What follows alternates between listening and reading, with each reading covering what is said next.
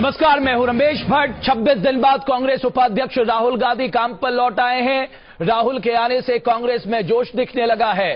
कांग्रेस मोदी को घेरने की रणनीति बना रही है, जिसकी झलक 19 अप्रैल को रामलीला मैदान में देखने को मिलेगी, जब राहुल गांधी किसानों को लेकर अपना संबोधन देंगे। और माना जा रहा है कि राहुल गांधी किसानों को लेकर कांग्रेस पार्टी की सोच और आने वाले समय में अपनी सोच पार्टी के लिए रख सकते हैं। लेकिन इसी बीच कांग्रेस के वरिष्ठ नेता अहमद पटेल के बयान पर विवाद पैदा हो गया है।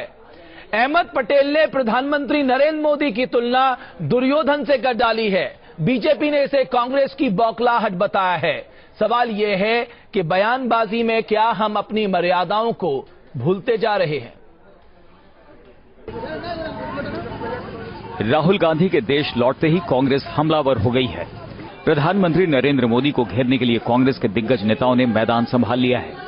19 अप्रैल को कांग्रेस किसान रैली करने वाली है, जिसका ट्रेलर अभी से दिखने लगा है। कांग्रेस ने पीएम मोदी पर बड़ा हमला किया है। कांग्रेस नेता और गांधी परिवार के करीबी अहमद पटेल ने मोदी की तुलना दुर्योधन से कर डाली। प्रधानमंत्री जी की जीत है या अहम है या अभिमान है कि नहीं, हम तो इसे लाके ही रहेंगे।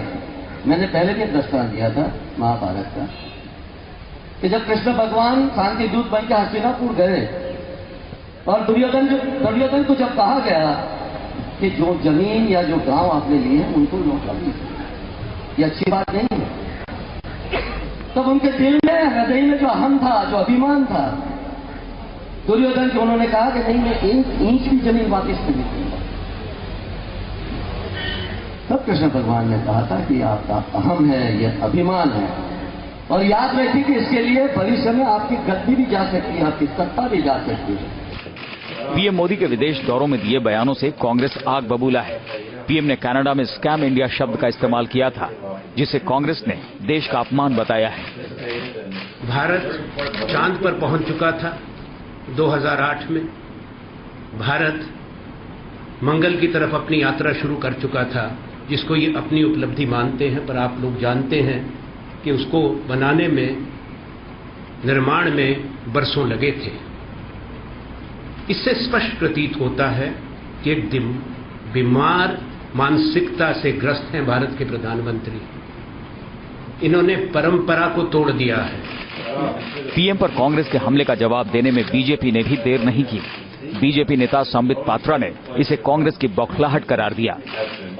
इतनी बौखला गई है कांग्रेस अपने हार के बाद से कि प्रधानमंत्री, जो पूरे हिंदुस्तान के प्रधानमंत्री हैं, वो किसी पार्टी के प्रधानमंत्री नहीं है, उनके विषय में ऐसे कुशब्दों का प्रयोग करना, यह तो चिंतन से बाहर का विषय है। लोकसभा चुनाव से ही कांग्रेस देश में सिमटती जा रही है। ऐसे में मोदी सरकार के लैंड बिल के खिलाफ हल्ला बोलकर कांग्रेस अपनी राजनीतिक जमीन वापस पाने की कोशिश में लगी है। मोहित राज दुबे, न्यूज नेशन, दिल्ली। कौन सही है कौन गलत है ये कह पाना मुश्किल है, लेकिन ये कटुता जो है वो देश के विकास के लिए तो कम से कम काम नहीं आ सकती। मेरे साथ अर्जुन राम मेघवाल साहब भारतीय जनता पार्टी से, जयवीर शेरगिल कांग्रेस पार्टी से, वरिष्ठ पत्रकार रामकृपाल सिंह साहब जुड़ चुके हैं। कुछ ही देर में मेरे साथ राजीव रंजन, जनता दल यूनाइटेड के नेता भी मेरे साथ जुड़ चुके हैं, मुझे बताया गया जुड़ चुके हैं। बहुत बहुत स्वागत है आप सभी मेहमानों का। जयवीर शेरगिल, मुझे ये बताइए, आप जब भी कोई बयान देते हैं और खासकर कांग्रेस पार्टी के प्रवक्ता और इतने बड़े नेता, हमें इस बात का ध्यान रखना चाहिए कि हम प्रधानमंत्री के बारे में टिप्पणी कर रहे हैं। आपको लगता है कि हम बयानबाजी में हर मर्यादा को अब लांघते जा रहे हैं और ये नया ट्रेंड शुरू हो चुका है भारतीय राजनीति में?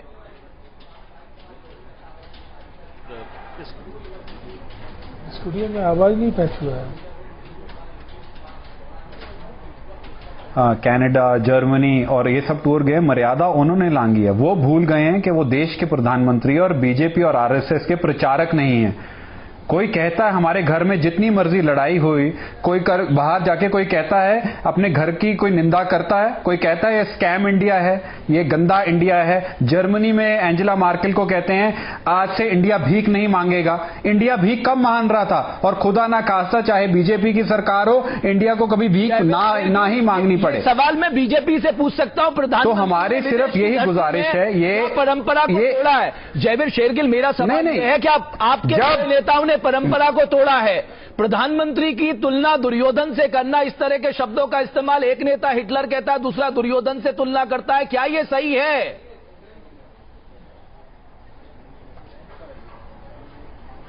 जब कारनामे ऐसे हों तो बिल्कुल सही है। जब कारनामे ऐसे उदाहरण देना, इतिहास गवाह है कि इतिहास में हुई गलतियां हमें नहीं दोहरानी चाहिए। दुर्योधन के अहंकार को, उसको परिणाम भी मालूम थे। उसने कृष्ण जी को कहा मुझे परिणाम मैं जानता हूं, पर फिर भी मैं ये करूंगा। आपको मैं एक उदाहरण देता हूं, को पूरा देश एक आईना दिखा रहा है, उनके गठबंधन के साथी मैं आपको एक एग्जांपल देता हूं, उसके बाद मैं अर्जुन राम मेघवाल साहब के पास आऊंगा। अगर आपने ये संदर्भ लिया लैंड बिल को लेकर, आपके नेता ने ये संदर्भ दिया जो भगवान कृष्ण ने कहा कि इनको कुछ गांव दे दो, ये इसमें संतुष्ट हो जाएंगे। मैं आपको एक एग्जांपल देता हूं, जुलाई 2008 में आपने अपनी सरकार को दांव पे लगा दिया था क्योंकि आप अमेरिका के साथ न्यूक्लियर बिल पास करना चाहते थे।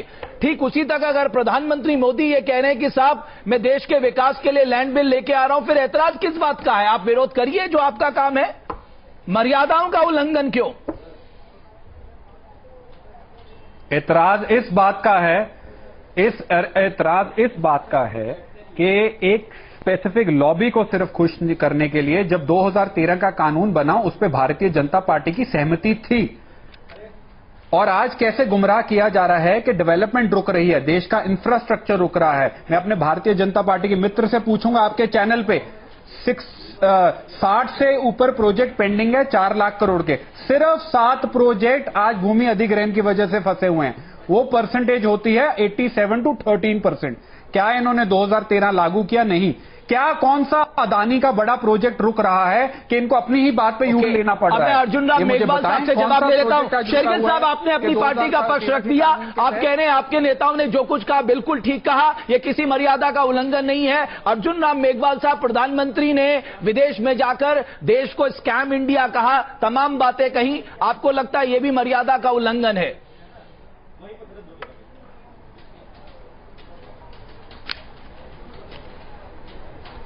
देखिए रमेश जी, पहले तो मैं ये कहना चाहता हूं कि पूरे प्रसंग को देखना चाहिए। क्या प्रसंग आया था, किस समय क्या शब्द यूज किया और टोटल उसके भाव क्या थे। ये खाली एक शब्द पकड़ करके प्रधानमंत्री की आलोचना करना ये ठीक नहीं है। देश के प्रधानमंत्री हैं, किसी पार्टी के प्रधानमंत्री नहीं है। पहली बात, कई बार हमारे देश के प्रधानमंत्री वहां बाहर गए, कई तरह की चर्चा होती है। हमने कभी इस तरह की आलोचना प्रधानमंत्री की नहीं की। रही बात लैंड बिल की, लैंड बिल में संशोधन हम स्वतः नहीं ला रहे हैं, हम ऑटोमेटिक नहीं ला रहे हैं। जब हमने सत्ता संभाली उसके बाद हमारे यहाँ एक बैठक हुई विज्ञान भवन में, उसमें कांग्रेस के भी मंत्री थे, कांग्रेस के मुख्यमंत्री। आप मेरे सवाल से बच रहे हैं। मेरा सवाल ये है, शर्मा का भी उन्होंने कहा ये प्रैक्टिकल नहीं, अमेंडमेंट करो, तो हम अमेंडमेंट लाए। मेघवाल साहब, आपको एक बात बताऊं मेघवाल साहब, वो चिट्ठी 2013 से पहले आनंद शर्मा ने अपनी पार्टी को भेजी थी, प्रधानमंत्री को भेजी थी।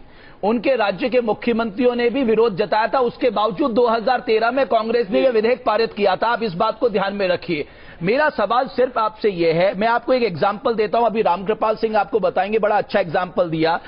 जब लालकृष्ण आडवाणी यूनाइटेड नेशन में गए थे, भले ही बीजेपी महात्मा गांधी नरेगा को लेकर देश में कितनी भी नाराजगी जताती रही हो, लेकिन उन्होंने इस प्रोग्राम की तारीफ की थी, क्योंकि सवाल इस देश के शक्तिबोध और सौंदर्यबोध को लेकर था। तो आपको लगता है यह गरिमा टूटी है?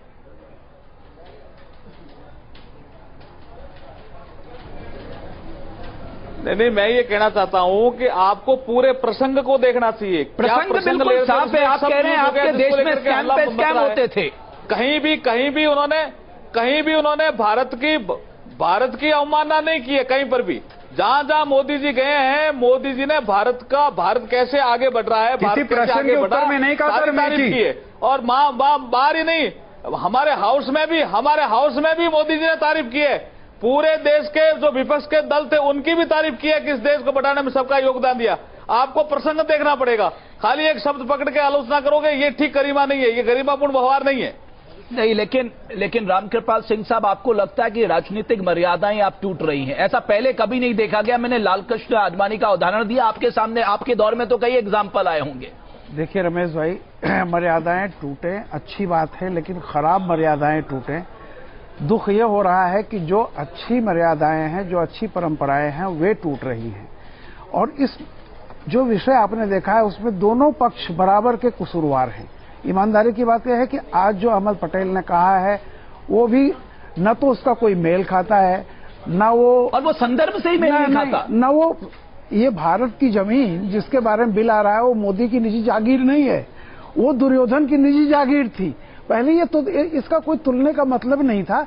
कहीं न कहीं ये होता है कि कैसे हम बीजेपी को किस तरह से अटैक कर लें, इस चक्कर में ये सब बातें निकलती हैं। सर, मैंने ये कहा कि आपका कन्विक्शन था, आपने न्यूक्लियर बिल में सरकार को दांव पे लगा दिया क्योंकि आपका कन्विक्शन था। Exactly. आज अगर प्राइम मिनिस्टर मोदी ये कह रहे हैं कि साहब लैंड एक्विजिशन में अमेंडमेंट होने चाहिए क्योंकि देश के विकास के लिए जरूरी है, तो इसमें दिक्कत क्या है? आप राज्यसभा में रोकिए उनका बिल जहां आपको मेजोरिटी है, जहां आपके पास ताकत है। नहीं, वही बात रमेश भाई, ये मैं एक चीज कह रहा था कि बात अगर मुद्दों पर हो, अगर मैं किसी से नहीं सुन रहा हूं कि कौन कौन से पॉइंट पे विरोध है और उस विरोध के क्या कारण हैं बताइए, तो अगर ये इस पर चर्चा हो, कांग्रेस वाले इस पर कम से कम बात करें तो अच्छा भी लगेगा। पक्ष विरोध करना उनका अधिकार है, रखा जा रहा। हाँ। लेकिन जो नरेंद्र मोदी जी ने भी कहा है, बताऊं मैं, हाँ। उन्होंने भी परंपरा, एक अच्छी परंपरा तोड़ी है जी। मुझे आज तक याद नहीं है कि कभी किसी ने, डॉक्टर राम मनोहर लोहिया बाहर गए थे, जब नेहरू के बारे में विदेश में उनसे पूछा गया तो उन्होंने कहा कि वी हैव आइडियोलॉजिकल डिफरेंसेस, लेकिन अनडिस्प्यूटेड लीडर है हिंदुस्तान का पंडित नेहरू। ये लोहिया जी ने कहा था। इससे पहले इंदिरा गांधी भी गई हैं, कहीं भी राजीव रंजन सिंह साहब, आपको लगता है कि पॉलिटिकल पार्टीज को बहुत संभल के बयान देना चाहिए? क्योंकि प्राइम मिनिस्टर किसी पार्टी के नहीं होते, प्राइम मिनिस्टर देश के होते हैं, और प्राइम मिनिस्टर की तुलना इस तरह से आप उनको तुलना कर रहे हैं, कोई कह रहा है साहब हिटलर की तरह काम कर रहे हैं, कोई कह रहा है साहब ये दुर्योधन की तरह काम कर रहे हैं, क्या ये उचित है? ये सवाल आपका मुझसे है? जी जी। देखिए रमेश जी, सबसे पहले मैं एक बात कहना चाहूंगा, जो इस तरह के बयान जब भी दिए जाते हैं तो ये एक आम तौर पर जो पौराणिक कथाओं के जो चरित्र हैं, इतिहास के जो बड़े चर्चित चरित्र हैं, उन चरित्रों के जरिए लोग प्रतीकात्मक तौर पर इस तरह के जुमलों का इस्तेमाल करते आए हैं। इसमें कुछ भी असंसदीय नहीं है, कुछ भी अभद्रता की बात नहीं है, और न ही कोई किसी लक्ष्मण रेखा का उल्लंघन हुआ है। मुझे लगता है कि यह प्रासंगिक है कि जमीन के सवाल पर महाभारत लड़ी गई, और आज जमीन के सवाल पर देश में महाभारत कराने पर भारतीय जनता पार्टी तुली हुई है। तो इसलिए ये प्रासंगिक है और अमर्यादित इसलिए नहीं है कि इस तरह के चरित्रों के जरिए लोग अपनी बात पहले भी कहते आए हैं। मैं तो ये कहूंगा कि कम से कम भारतीय जनता पार्टी को ऐसे सवालों पर आपत्ति उठाने के पहले पिछले 2-3 वर्षों में अपने नेताओं के और अपने समर्थक संगठनों के नेताओं के उदाहरण के तौर बयानों पर की पर प्राइम मिनिस्टर मनमोहन सिंह को जिसके जरिए उन्होंने देश को बार बार अपमानित करने का काम किया है। मैं आऊंगा आपके पास, लेकिन सवाल इस बात को लेकर है, प्राइम मिनिस्टर एक बड़ा गरिमामय पद होता है, वो देश के प्रधानमंत्री हैं, क्या उनके बारे में इस तरह की टिप्पणी करना क्या उचित है? लेकिन अब आपको दिखाते हैं कि मोदी का 3 देशों का दौरा खत्म हो चुका और वो कनाडा से सीधे भारत के लिए उड़ चुके हैं। लेकिन कांग्रेस को मोदी के जिस बयान पर सबसे ज्यादा ऐतराज है वो आपको सुनाते हैं। 204 कोयले की खदान वो ऐसे ही दे दी थी, ऐसे ही। अच्छा आप आए हैं, ठीक है मेरी पेन ले जाओ। अच्छा आप आए हैं, ठीक है ये मेरा हैंडकरचिप ले जाओ। अच्छा जी ये कागज चाहिए, हाँ ले जाओ, कोई बात नहीं। पहले भारत की पहचान थी स्कैम इंडिया, हम बनाना चाहते हैं स्किल इंडिया। देश विशाल है, गंदगी बहुत है, पुरानी है। अर्जुन राम मेघवाल साहब ये बयान दिया है प्रधानमंत्री नरेंद्र मोदी ने। अब आप मुझे बताइए, आपका तो संसदीय अनुभव भी लंबा रहा है, अब आप क्या कहेंगे? ये किसी संदर्भ में कहा गया है या आपको लगता है कि नहीं हमें इस तरह के बयानों से बचना चाहिए, क्योंकि हम दूसरी विदेश की धरती पे इस तरह का बयान दे रहे हैं और साख किसी सरकार की नहीं, साख भारत की जुड़ी है।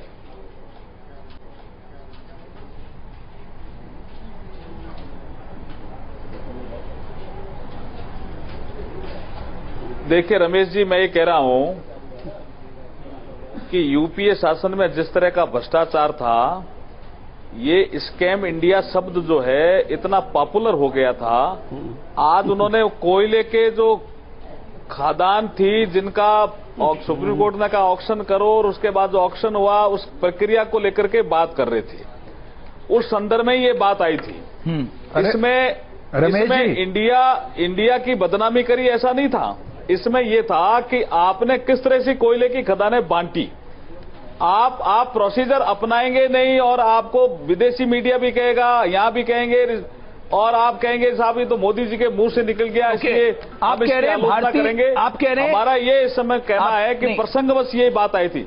आप प्रसंगों में मुझे घुमाइए। अर्जुन राम मेघवाल साहब, सवाल ये है कि रमेश जी मर्यादा, शेरगिल साहब बोलिए।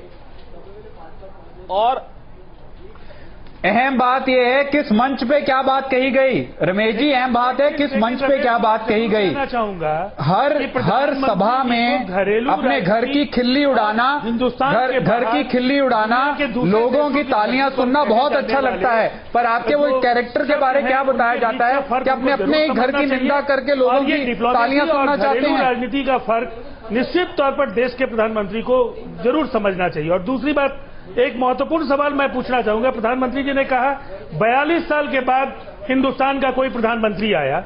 आज ये बात बिल्कुल ही हास्यास्पद है कि 1910 में वहां प्रधानमंत्री के तौर पर मनमोहन सिंह जी का एक दौरा वहां G20 समिट में हो चुका है, और मुझे लगता है कि आज जो कैनेडियन जो प्राइम मिनिस्टर हैं मिस्टर हार्पर, उनके साथ ही उन्होंने वहां संवाददाता सम्मेलन भी आयोजित किया। तो इस तरह के बात सारी सही है, प्रधानमंत्री जी को निश्चित तौर पर बचना चाहिए। लेकिन शेरगिल साहब है, और आप ये कह रहे हैं कि प्राइम मिनिस्टर ने स्कैम इंडिया की बात की, आपके लीडर क्या अलग कर रहे हैं? आपके लीडर भी तो एक देश के प्रधानमंत्री को इस तरह से तुलना कर रहे हैं, यानी आप भी बीजेपी से कम नहीं है। आपके लीडर्स एक के बाद एक बयान देते जा रहे हैं, क्या ये उचित है? आप अपने बयान को उचित कह रहे हैं, उनके बयान को गलत कह रहे हैं। वो आपके बयान को उचित कह रहे हैं, अपने बयान को सही कह रहे हैं। रमेश जी, मैं आपकी बात से बिल्कुल 100% सहमत हूं, और यही बात हम भारतीय जनता पार्टी को जब सरदार मनमोहन सिंह जी की ये हर रोज कोई ना कोई ऐसा गिरा हुआ बयान देते थे, हम यही कहते थे। पर जो आपने कहा वो प्रधानमंत्री बीजेपी के नहीं है या आरएसएस के प्रचारक नहीं हुआ, भारत के प्रधानमंत्री। जब एक व्यक्ति ये बात भूल जाता है तो ऐसे बयान देके उनको उनकी नींद से उठाना बहुत जरूरी हो जाता है कि अपने घर की, चाहे आप प्रधानमंत्री हो, अपने घर की निंदा भरी महफिल या सभा में नहीं कर सकते। आप स्कैम इंडिया की बात करते हैं, क्या वो मंच है? क्या आप भूल गए हैं ये वाराणसी का चुनाव प्रचार नहीं है? ये 2014 का चुनाव नहीं हो रहा। ओबामा आए थे हमारे देश में, क्या उन्होंने रिपब्लिकन्स की निंदा की? नहीं, रिपब्लिकन्स की निंदा की। नवाज शरीफ पाकिस्तान से आए, उन्होंने वहां की निंदा की। ये पहली बार हुआ होगा अंतर्राष्ट्रीय स्तर पे कि कोई प्रधानमंत्री आता है और अपने ही देश की निंदा करता है। मेघवाल साहब, ये ऐसा प्रसंग क्यों आता है? उनको नींद से जगाने के लिए ऐसा बयान दिया गया है। अगर प्रसंगवश ये है तो आपको लगता है इस तरह के प्रसंगों से हमें बचना चाहिए, क्योंकि हम विदेश की धरती में, हमें समय पात्र और स्थिति का ध्यान रखना होगा।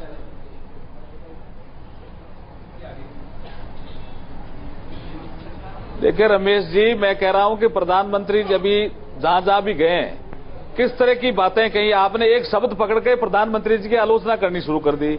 वो भारतीय समूह में बोल रहे थे, और किस तरह से भारतीय समूह ने उनका स्वागत किया, किस तरह से उन्होंने संबंध बना करके, द्विपक्षीय संबंध बना करके भारत के हितों की रक्षा करने का प्रयास कर रहे हैं। उन बातों की भी चर्चा होनी चाहिए। एक शब्द पकड़ करके कहने वाली बात है, इतना वार करना मैं समझता हूं ठीक नहीं है। प्रधानमंत्री जी कल आ रहे हैं, वो खुद भी एक शब्द नहीं, एंजेला मार्केल, मैं अपने बीजेपी के प्रवक्ता को याद दिला दूं, ये एक शब्द नहीं है। एंजेला मार्केल के सामने कहा पहली बार बोला क्या? आज तक भीख मांगता था। कई बार विदेश में चुका है कि यूपीए सेकंड के समय ये इंडिया हो गया था। गंदगी, क्या ये गंदगी नहीं है? क्या एक शब्द नहीं है? हर देश में, चाहे जर्मनी हो या कनाडा हो, हर देश में हिंदुस्तान की निंदा की है। एक शब्द नहीं था। मुझे लगता है आपको अपने प्रधानमंत्री नरेंद्र मोदी की यूट्यूब करना चाहिए और पूरी स्पीच सुननी चाहिए, क्योंकि मैंने सुनी है। एंजेला मार्केल, हिंदुस्तान भीख मांगता था। कनाडा, स्कैम इंडिया, गंदगी है, हमें साफ करेंगे। अरे भाई, गंदगी है, पहले साबरमती तो आज तक आपसे साफ नहीं हुई। हिंदुस्तान की गंदगी तो बहुत दूर की बात है बाकी हिंदुस्तान की। घर की लड़ाई है, घर में रहनी चाहिए, राजनीति है, हिंदुस्तान तक सीमित रहनी चाहिए। गुजारिश है, निंदा आप चुनाव प्रचार में नहीं है, अगला चुनाव 2019 में है, फिर आप अपने ये पूरा जो अपना जोश, आक्रोश, गुस्सा तब दिखाइए। चलिए, आप कह रहे हैं शेरगिल, आप कह रहे हैं जयवीर शेरगिल के प्रधानमंत्री ने गलत कहा। मैं आपसे पूछ रहा हूं, आपके नेताओं ने ठीक कहा, तो आप कह रहे हैं मेरे नेताओं ने ठीक कहा। आप देश के प्रधानमंत्री की तुलना कहाँ कर रहे हैं? आप इस बात को क्यों नहीं मानते? आप ये क्यों नहीं मानते कि आपके लीडर्स ने गलत भाषा का प्रयोग किया? रमेश जी, इस सिचुएशन में ठीक कहा सर। उन्होंने उस सिचुएशन में सही कहा, आपने इस सिचुएशन में कहा। आपकी सिचुएशनों में देश का नाम खराब हो रहा है। करनी पड़ती है किसी को नींद से जगाने के लिए। आप सिचुएशन को आधार बनाकर देश का नाम खराब कर रहे हैं। आप सिर्फ प्रसंगों को आधार नहीं बताते। रामकृपाल सिंह साहब, आप मुझे बताइए, सिर्फ प्रसंगवश आप कहते साहब मैंने तो उस प्रसंग में ये बयान दिया था, मैंने तो इस प्रसंग में ये बयान दिया था, मेरा मनोस्थल इस तरह का नहीं था कि मैं इस तरह की बात कहने जा रहा हूं। रमेश जी, मुझे इसी बात का दुख होता है कि बीजेपी ऐसे डिफेंड कर रही है जैसे नरेंद्र मोदी जी से कभी कोई गलती होगी ही नहीं, वो ईश्वर के बराबर हो गए हैं। और कांग्रेस का प्रतिनिधि ऐसे कर रहे हैं कि जैसे जो भी कांग्रेस अब तक करती रही है सही करती रही है। अरे सबसे गलतियां कहीं न कहीं होती हैं। अगर देश है तो ऊपर है, तो सिर्फ पार्टी उदाहरण दूं, पार्टी के बारे में स्कोर करने के बजाय ये मान लेना में डाल दो दोनों ने कैबिनेट के ऑर्डिनेंस को कूड़े में डाल दो, वो भी एक अपमान ही था। नहीं, मैं वही कह रहा हूं। देखिए, कभी भी जैसे ये बाहर जाके कहना कि घोटालेबाज भारत, ये बहुत ही गलत शब्द है। और जिस तरह से मेरे एक मित्र ने कहा था कि पौराणिक कथाओं के संदर्भ दिए जाते हैं, माफ कीजिएगा, रावण, कंस और दुर्योधन। आप अच्छे उदाहरण भी दे सकते हैं। अगर आप रावण, ये बता रहा हूं, रावण, कंस, युधिष्ठिर, दुर्योधन, ये किसी को आप कहेंगे नहीं। आज राजीव रंजन सिंह अगर नीतीश कुमार को लेकर कोई टिप्पणी की होती और पौराणिक चरित्रों को आधार बनाकर नीतीश कुमार पर टिप्पणी की होती तो राजीव रंजन आज डिफेंड कर रहे होते। अब मेरे पास समय समाप्त हो चुका है। आप चारों मेहमानों का बहुत बहुत शुक्रिया चर्चा में जुड़ने के लिए। न्यूज नेशन में खबरों का सिलसिला लगातार जारी है।